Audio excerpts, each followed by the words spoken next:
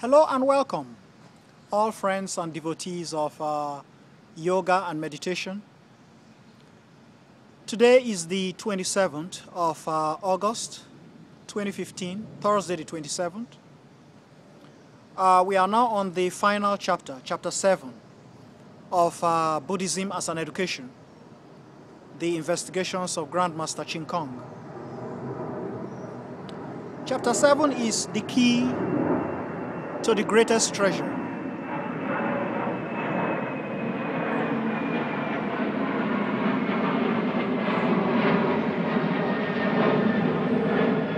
Recently, we have established a Pure Land Learning Center in the United States.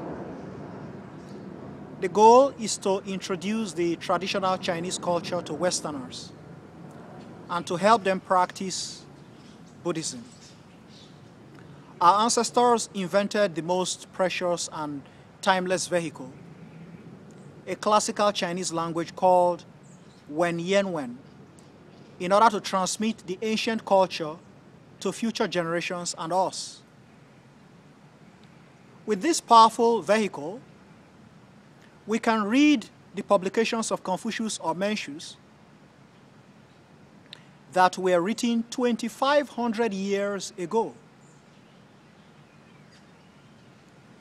Because our ancestors realized that language will be changing from time to time, they used this classical Chinese language to pass on their wisdom, thoughts, skills, and experiences.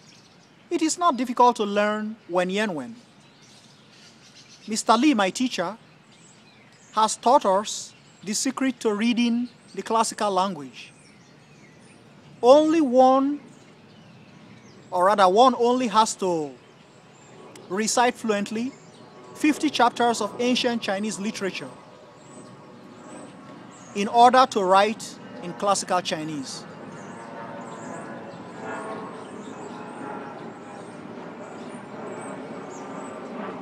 One needs to memorize 100 chapters. With this key, Wen Yan Wen, we can have access to and learn Buddhism and ancient Chinese wisdom. For the latest translations of the Buddhist sutras were in this classical language. Along with the pure, non-discriminating, and compassionate mind, we can thus unlock our ultimate wisdom. I have encouraged practitioners to read the Infinite Life Sutra, which is written in a simpler form of this classical Chinese language. The public should easily understand 80% of its content. There are only 48 chapters in this compilation of the Infinite Life Sutra, which is close to the amount that Mr. Lee required us to memorize. This is a good way to start learning this classical Chinese language. After reading and memorizing this sutra, I believe there will be no more obstacles in reading other Buddhist sutras. I strongly urge not only practitioners but also Westerners who want to learn the Chinese culture and Buddhism to memorize 50 chapters of Wen Yan Wen or the Infinite Life Sutra. With 2 or 3 years of effort, one can obtain the key to explore the wonders of ancient Chinese wisdom and at the same time transform the Buddhist sutras into one's own private treasure. Without this key, having all these collections of sutras and ancient Chinese literature will be futile, for there is no entry into the treasury. So folks, we are trying to conclude this work. Buddhism as an Education.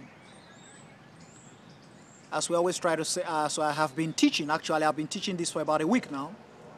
Master Ching Kong, Grandmaster Ching Kong really took a lot of pains to research into the past because of the confusing present.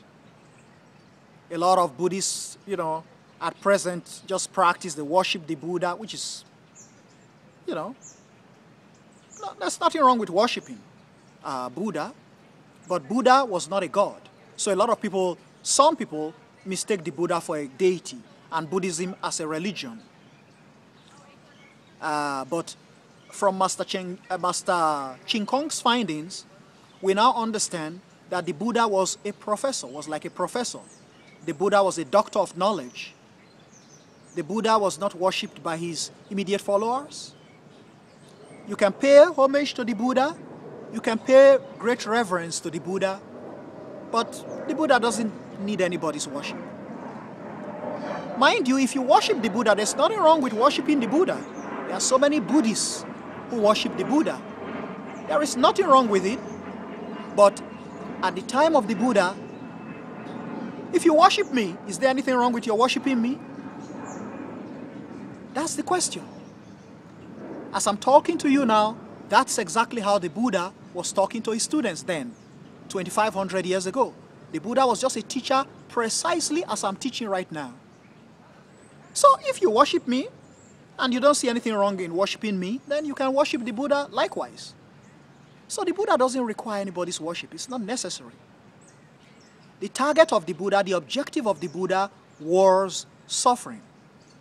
How can we eradicate suffering from humankind? How can we exterminate suffering from humanity? This was Buddha's straightforward objective. To remove suffering, to free human beings, liberate human beings from suffering.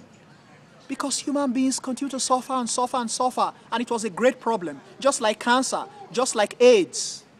And this was Buddha's Buddha's grand objective, to really exterminate this, remove it, extirpate suffering from humanity. That was the objective of Buddha's research.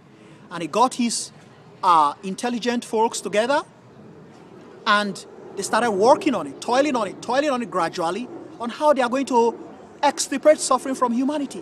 What is the cause of suffering? They were observers like our scientists are today. They studied carefully, closely. Why do I suffer? Why really do I suffer? They observed it, just as scientists will observe a virus, observe germs, observe bacteria, and how these things constitute disease, how these things cause disease, how people become ill because of germs, because of bacteria, because of viruses. This was how critically the Buddha and his immediate followers studied suffering, how suffering affects you, how suffering ruins lives of humankind. Now that we know that suffering is the trouble, is the problem, like cancer, like AIDS, now how do we remove suffering? What are we going to do about suffering? How are we going to solve the problem of suffering? How are we going to remove suffering from humanity? They started working on it. Just like scientists today and researchers today they go into their laboratories, they are still trying to figure out how to solve the great problem of cancer, chemotherapy. They're still looking for results, how to get this thing to work, how to solve this problem of cancer. Exactly what the Buddha did. And eventually they started, everything about Buddhism is just locating the medicine here. This thing will help human beings not to suffer. This other medicine will help them not to suffer. This thing will help remove suffering. That will help remove suffering. And that was exactly what the Buddha did. Precisely like doctors, like researchers, like Nobel laureates. And so they investigated, they discovered all sorts of secrets. When you read through Buddhism, that's precisely what you find. Solutions to the problem of sufferings.